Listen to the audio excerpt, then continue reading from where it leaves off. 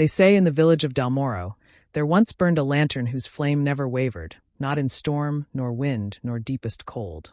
Travelers came from afar, not to speak, but to simply watch it glow. No one knew who lit it first, or when. But everyone remembered it. A warm light in forgotten nights. A story nearly lost. You are watching boring history for sleep. Like and subscribe to remember with us. Nestled beyond the rolling fields and the river that no longer bears a name, the village of Dalmoro once stood with crooked rooftops and moss-covered walls. It was not marked on many maps, and even when it was, the ink tended to fade faster there than anywhere else. The houses were quiet, built of ancient timber and heavy stone, arranged like thoughts half-remembered. In Dalmoro, time did not pass quickly. It moved like mist, slowly, gently, and without sound. The villagers spoke in hushed tones, as if their lives were being lived beside a sleeping child. Even the animals seemed quieter there. Carts rolled softer on the cobbled lanes, and doors creaked only when they must. At the center of this forgotten village was a chapel with no bell, its steeple slightly bent, its windows always a little fogged, no matter the weather. And beside it stood the lantern, the one they called Saint Adelmo's light. It had no oil and no wick, and yet the flame inside never dimmed. Elders said it had been burning since the time of the old kings, perhaps even longer. But no one remembered who first saw it alight. It had simply always been there, casting a gentle glow over the cobbles, never bright enough to blind, never weak enough to fail. There were no pilgrims anymore. One morning, if it could be called morning, for the sky above Dalmoro was always a soft, silvery gray, a figure appeared at the edge of the village path. He came without sound, his robes brushing against the dirt road like falling ash. No cart, no horse, no voice. Just a slow and certain walk through the mist. He wore a robe the color of faded parchment, tied at the waist with fraying cords. A linen hood covered most of his face, and his hands were tucked into long sleeves. No one knew his name, for he never gave it. The children called him the Silent One, and the grown-ups, though curious, asked no questions. In Dalmoro, things that arrived quietly were allowed to stay quietly.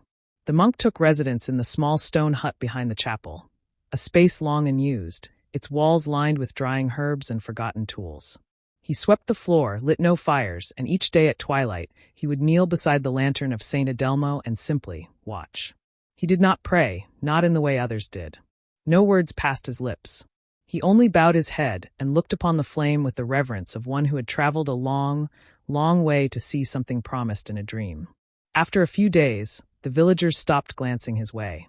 He had become part of the village, like the worn cobbles, the leaning steeple, the quiet. But Elspeth, the healer, watched him still. She felt something in his silence. Not emptiness, but fullness. As if his silence was not the absence of sound, but the presence of something far older. The lantern did not flicker in his presence. If anything, it glowed a little warmer.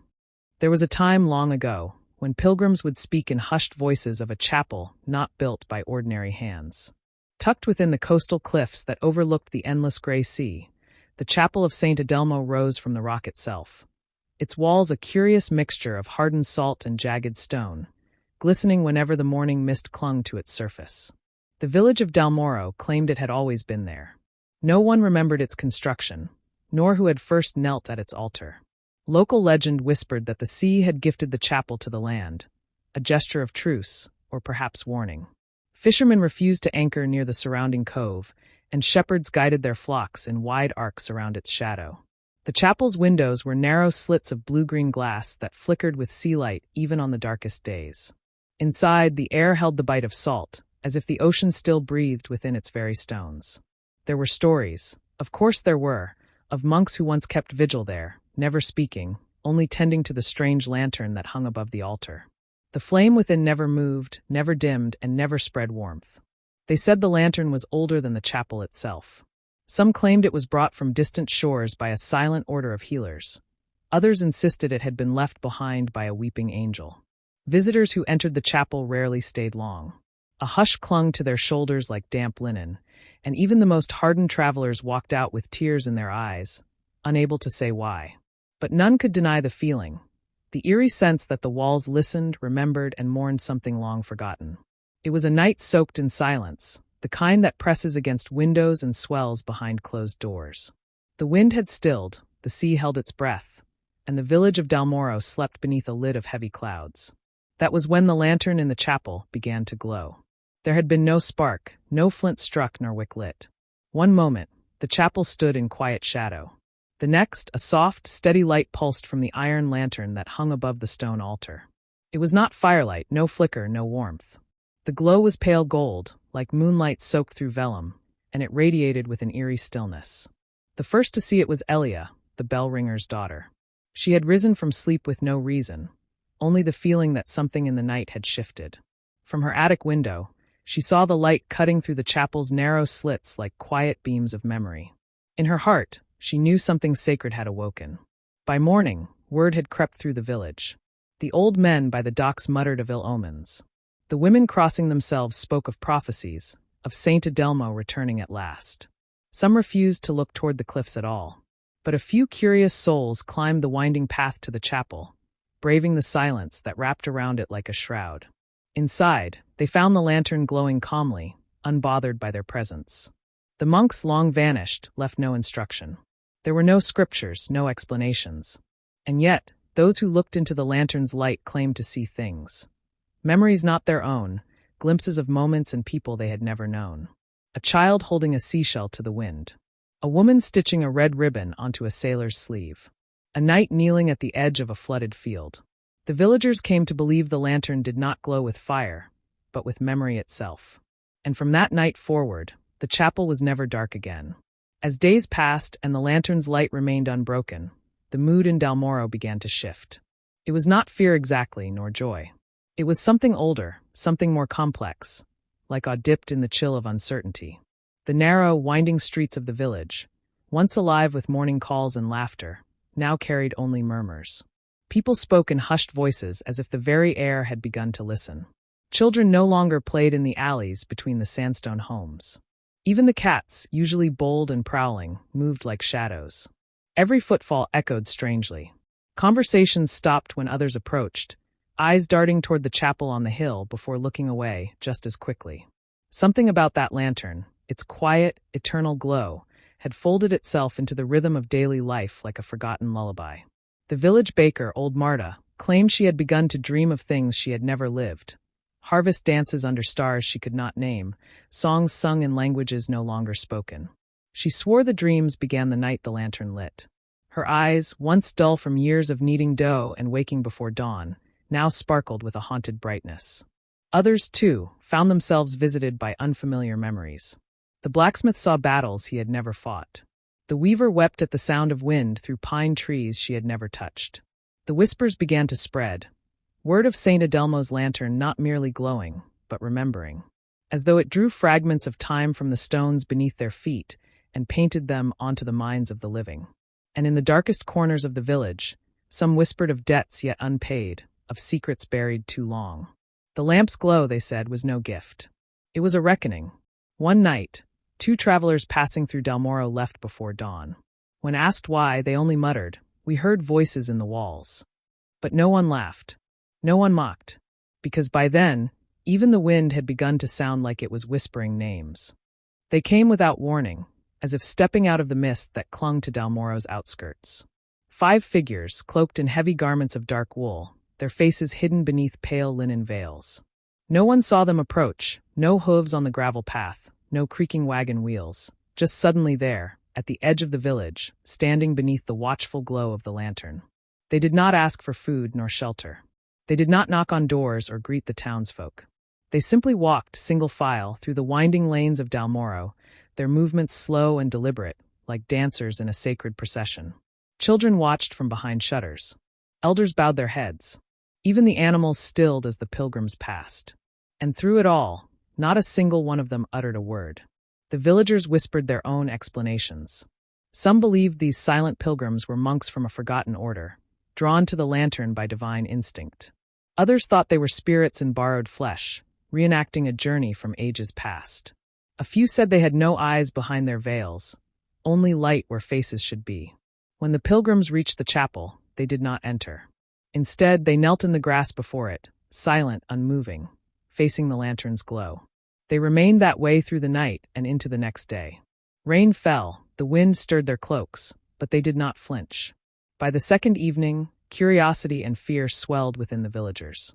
A A small group gathered at the edge of the chapel grounds, watching. Someone dared to approach. He stepped carefully, a farmer named Piero, known for his kind heart and strong nerves. He carried a basket of bread and cheese. But as he drew near, he stopped. It was not a wall or threat that halted him, but a feeling. A sudden, profound stillness. As if time had slowed around the pilgrims, sealing them in a moment not meant for outsiders. He set the basket gently on the grass, whispered a blessing, and backed away. At dawn, the villagers awoke to find the pilgrims gone. The basket was untouched. The grass where they had knelt was pressed down, faintly glowing in the early morning haze, as if the earth remembered their weight. None of them had spoken. None had remained. And yet their presence lingered. The air in Dalmoro felt altered, thinner somehow but deeper too, as if the silence the pilgrims brought had folded into the soul of the village. It was said that Saint Adelmo never feared the night, not because he was brave, but because he had made a promise beneath its watchful gaze. Long before the lantern was lit, long before the chapel's stones were stacked, there was only Adelmo, the stars, and a vow whispered into wind.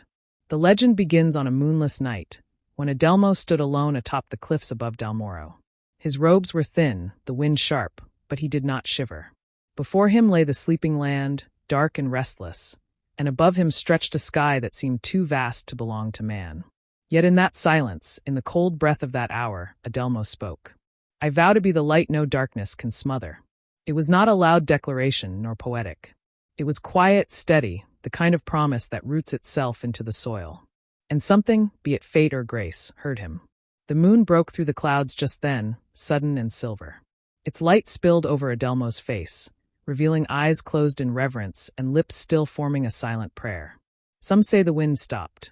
Others believe a bird cried out, a sharp, lonely note that echoed through the valley like a bell. From that moment forward, Adelmo was changed. He no longer traveled by day but walked at twilight, guiding lost wanderers home. He took no possessions except a staff carved with a single flame, and wherever he rested, people reported dreams of warm light and whispered comfort. They called him a saint long before any altar bore his name. One night, as he passed through Dalmoro for the final time, the villagers found him kneeling where the lantern now stands. He was not asleep nor unconscious, simply still, like a statue carved from faith and moonlight. When they approached, he opened his eyes and smiled. It will burn, he said, gesturing to the place before him, long after I am gone. But only if you keep watch. Then he rose and walked toward the sea, his figure melting into the horizon's blue. No one saw him again. To this day, it is believed that Saint Adelmo's vow powers the lantern, that his promise, to be the light, echoes not only through the village, but through anyone who finds themselves in darkness and remembers to look up. It happened on a winter night so cruel that even the wolves refused to howl. The wind screamed through the alleyways of Dalmoro, tearing at shutters, slipping beneath doors, and dragging the cold deep into the bones of the old village. Snow had fallen for days without pause, blanketing the stone streets and burying the salt-laced chapel until its dome barely peeked above the drift. It was the kind of cold that extinguished breath and turned footsteps into silence. And yet, the lantern burned. The villagers gathered in the chapel, their hands wrapped in cloth, their eyes wide with fear. They had brought every candle, every scrap of wood, every piece of dried grass they could find. The fire in the hearth had long since died, the oil lamps flickered out, and yet, in the alcove beneath the iron arch, the lantern of Saint Adelmo still glowed. It should not have. They had no oil to feed it, no wick to replace the one that had long since blackened.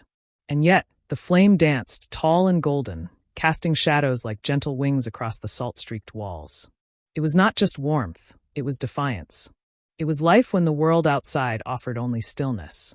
Some wept openly, not from fear but from relief. The village elder, a woman whose fingers trembled not from age but from reverence, placed her palm near the lantern. It was warm, warmer than any fire she had known. She knelt then, and so did the others, until the chapel was filled with bowed heads and quiet breathing, the only sound the soft pop of the eternal flame. A child asked, "Why does it still burn?" No one answered. No one needed to. By morning, the wind had died. The snow had slowed. And though many fires would need rebuilding, the lantern still burned as it always had, untouched, unwavering, and impossibly alive.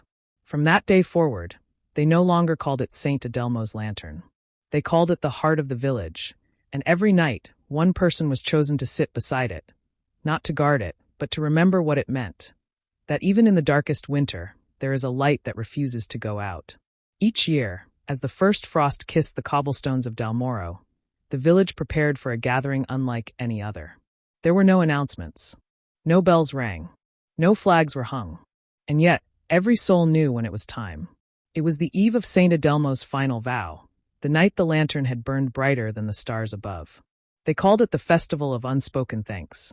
In a village built on silence and memory, gratitude was never shouted. It was baked into bread, woven into wool, carved into shutters, and swept into the corners of chapels. The festival was the one time when these quiet gestures came alive. From sunrise to dusk, families lined the narrow streets, placing offerings along the walls, small things, a perfect apple, a stitched pouch, a candle carved with initials. No one claimed ownership. No one exchanged gifts directly. It was a festival not of giving, but of laying down thanks with no expectation in return. The lantern, of course, was central. As dusk approached, the villagers, draped in cloaks of russet and saffron, gathered at the salt chapel. The flame, steady as ever, flickered like the heartbeat of the valley. One by one, people stepped forward, not to speak, but to stand in silence before the lantern. They did not pray aloud. They did not bow. They simply stood still, their breath rising in soft clouds, and let the moment pass through them. Musicians played tunes on wooden flutes and stringed fiddles, melodies that carried more feeling than words ever could. Children danced barefoot across the chapel floor, their laughter the only sound that rose freely. And in every corner of the village, warm dishes waited. Soups of barley and leeks, crusty bread soaked in wild honey, and pots of mulled cider steeped with clove and orange. As night deepened, lanterns, simple ones, were lit in every home, but only one flame mattered. The original lantern, Saint Adelmo's light, burned without falter. Its glow poured through the chapel windows and out into the dark streets, touching doorsteps and shutters like a gentle hand. The villagers never spoke of the flame aloud. They never wrote about the warmth it gave or the hope it stirred. That was the rule of the festival, gratitude without claim. And in that silence, a deeper kind of thankfulness took root, one not bound by words but by memory. When the night ended and the lantern's glow welcomed the dawn, every soul in Dalmoro knew they had thanked something greater than themselves, something eternal. No one remembered when the last keeper was chosen. The role was never assigned, never inherited by blood or name. It was understood, somehow instinctively, who would next tend to the lantern. The light chose its guardian, not the other way around. In the years after the Festival of Unspoken Thanks, when time in Dalmoro seemed to slow like syrup in winter, a woman named Elira began sweeping the steps of the salt chapel. She did not speak of purpose nor claim a title. She merely appeared each morning, lighting the small candles that lined the walls, replacing the rosemary in the windowsills, and brushing away dust from the chapel's narrow pews. She was not old, but she carried herself like one who had lived through many seasons. Her eyes were clear but distant, as though always watching something others could not see. When asked why she came each day, she simply smiled and placed a hand over her heart. Villagers noticed that the lantern's glow grew warmer whenever Elira stood near it. Children whispered that she could hear the flame whisper back. Some said she was a descendant of Saint Adelmo, though no records proved such a claim. But in Dalmoro, proof was never needed where presence was enough. One day, after a long rain, the villagers awoke to find the chapel doors already open. Elira was gone. In her place, a folded linen cloth lay beneath the lantern, stitched with a single thread of gold forming the shape of a flame. The lantern still burned. Since then, the chapel has needed no new keeper. The villagers still sweep the steps and light the small candles. But the flame no longer required tending. It seemed that Elira had completed what the saint began, that her quiet watch had been the final touch needed to make the light eternal. And so the lantern of Saint Adelmo still burns, undisturbed and unwavering, tucked within the salt and stone chapel of a village the world forgot. Its story is not loud. It was never meant to be. But in silence, it has endured for generations, reminding us all that some lights never fade. Thank you for visiting this quiet corner of history with us. If you enjoyed this gentle journey through time, do not forget to like this video and subscribe to Drowsy Archives for more calming tales like this one. Your next bedtime story awaits.